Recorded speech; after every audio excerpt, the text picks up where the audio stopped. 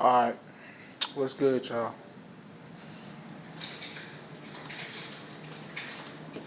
Now, look, man, it's just getting ridiculous out here.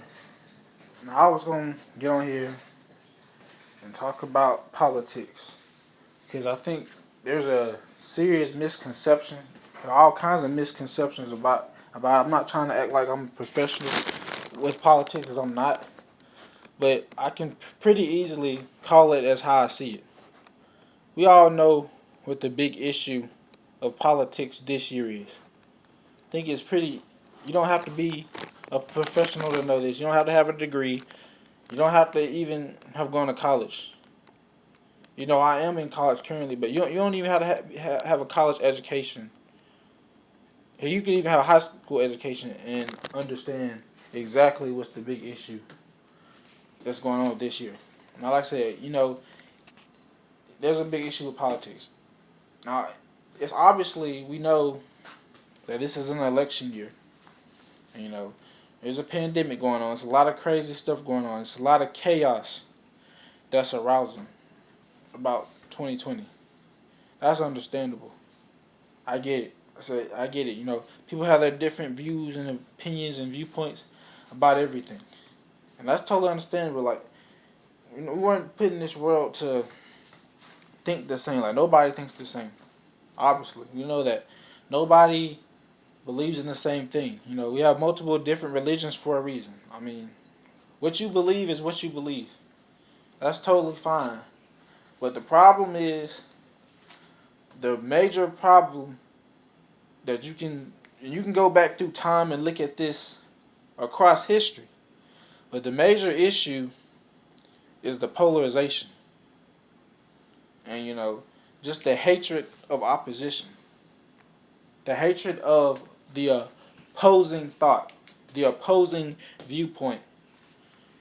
And I think one thing that we fail to have nowadays is looking at things through an objective lens.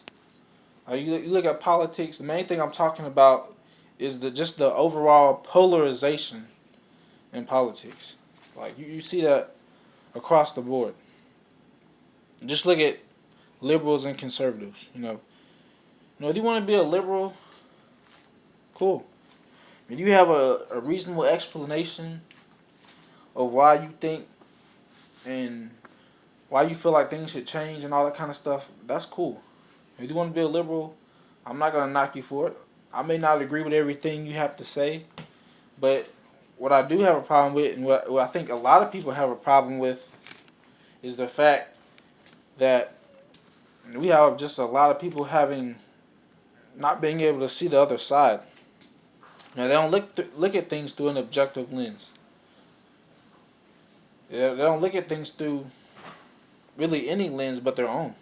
They're narrow-minded. You have people who are on both the far left, other people on the far right, and they think the other side are a bunch of bigots. They're a bunch of idiots. That's just stupid.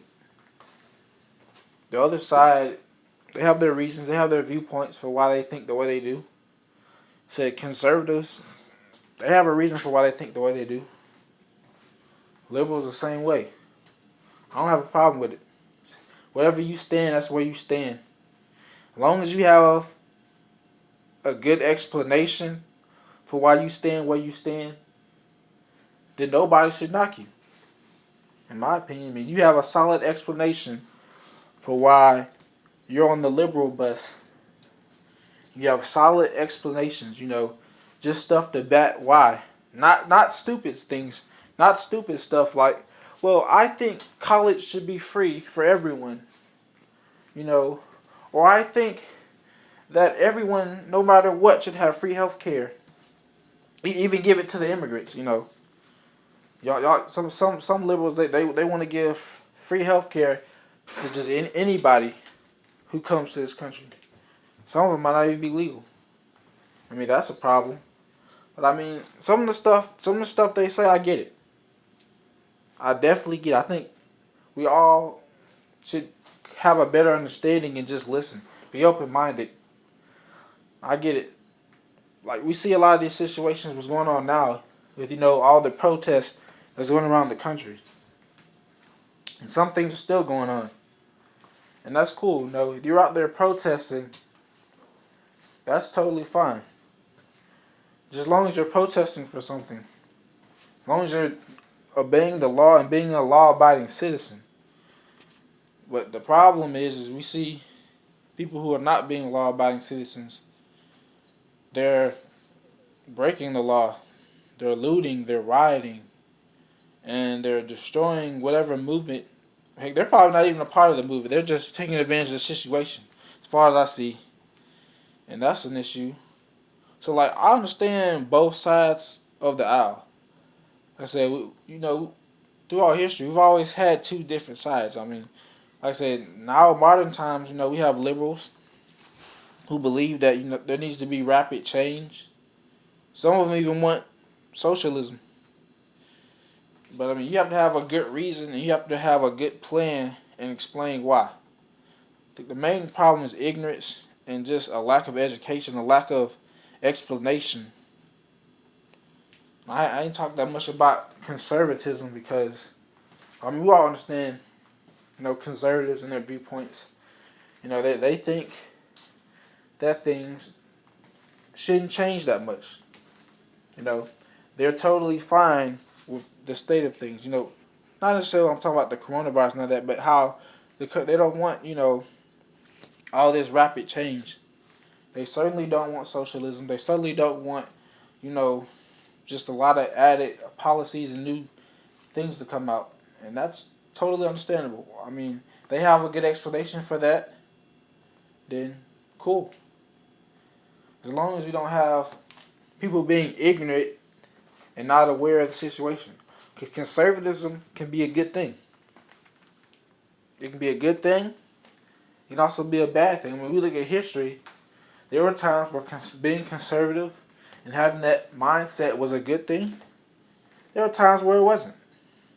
I mean, we remember the time, I know a lot of people probably studied the history. They know the civil rights movement and how that went about. I mean, we know that wasn't really a good time to have that conservative mindset, especially towards that topic of racial inequality and racial injustice.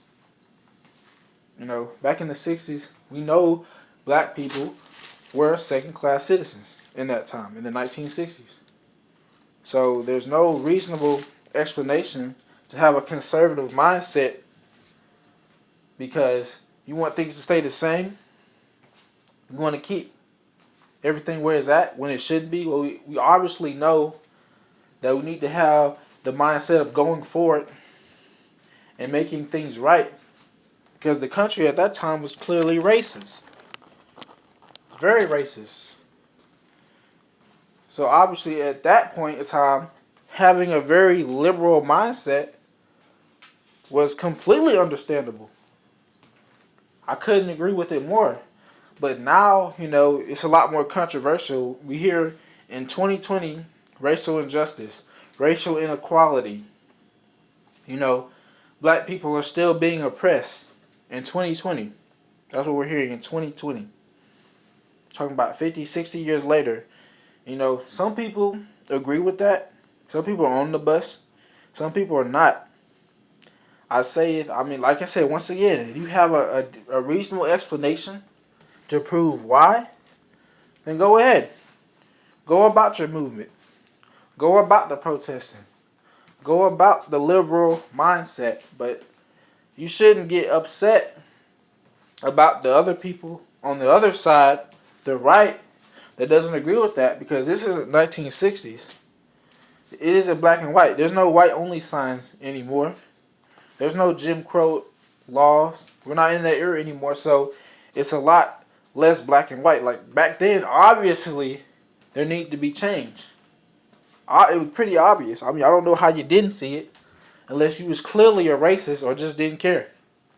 But nowadays, when we live in an era where we're starting to see a lot more African Americans and people of color in positions of power and authority, we're starting to see a lot more of, we had an African American president. We had, We have plenty of black politicians and mayors and people in just high positions, and we have plenty of black billionaires. We also have, you know, equality of opportunity, basically. You know, people still bring up white privilege and all that kind of stuff. And I mean, if you can explain that and have a reasonable explanation for that, that's cool. That's awesome. I mean, but at the same